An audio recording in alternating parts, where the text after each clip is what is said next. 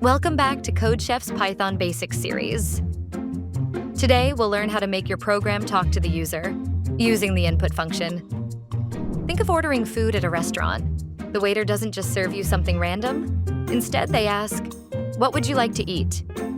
You reply with something like pasta, and only then does the kitchen prepare your order. That's exactly how user input works.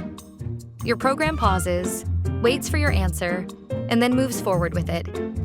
In this topic on input function basics, you'll learn basic input function, multiple inputs on the same line, multiple inputs on different lines, handling extra spaces in input. In Python, input is a built-in function used to get input from the keyboard. It always returns the value as a string. You can store that in a variable and use it later in your code. For multiple inputs on the same line, we can use split to break them apart. Or we can call input multiple times to collect data line by line. Let's take a simple example. We write, name equals input open parenthesis. Enter your name colon, close parenthesis dash. This displays the prompt and waits for the user to type something.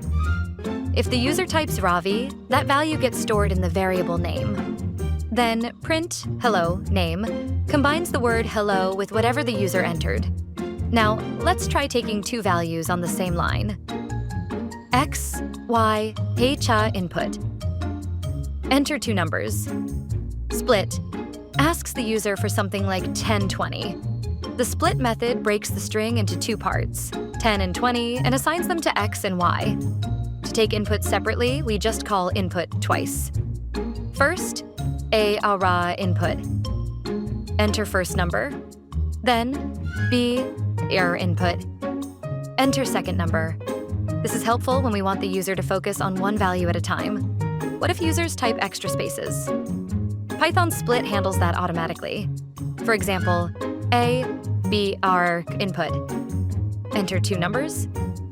Split works perfectly, even if the user adds extra spaces between the numbers. Now it's your turn. Head over to CodeChef and try the problem add two numbers. It's a great way to practice taking input and displaying output. Today, we explored Python's input function, from single values to multiple numbers to handling spaces. Keep practicing because every time you run your code, you're leveling up as a programmer. See you in the next lesson. And happy coding!